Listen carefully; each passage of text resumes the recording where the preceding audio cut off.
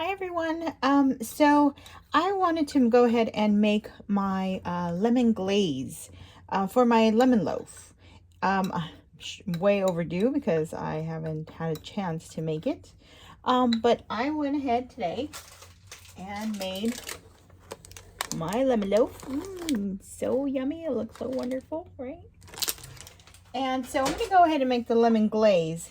Now here we have 1 cup of powdered sugar and 3 tablespoons of lemon juice. Okay, freshly squeezed lemon juice is always best.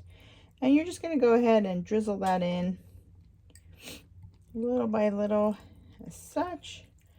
And there we go. And now we're just going to go ahead and combine it. We're just going to keep whisking it till it's all combined. Now you can add a little more lemon juice if you like, depending on the consistency of the drizzle.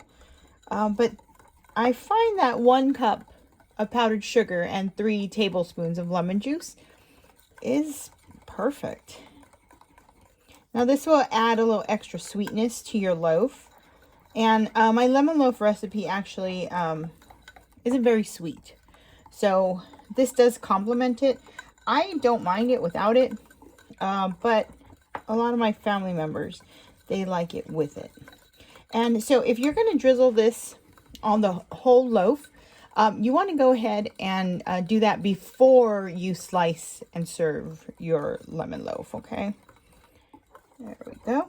And there you have it. That's the consistency that I like.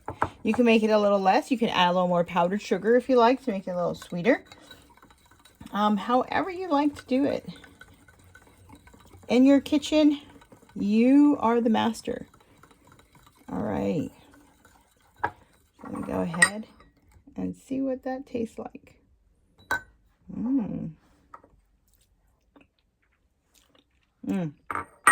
That's good. You can taste the lemon.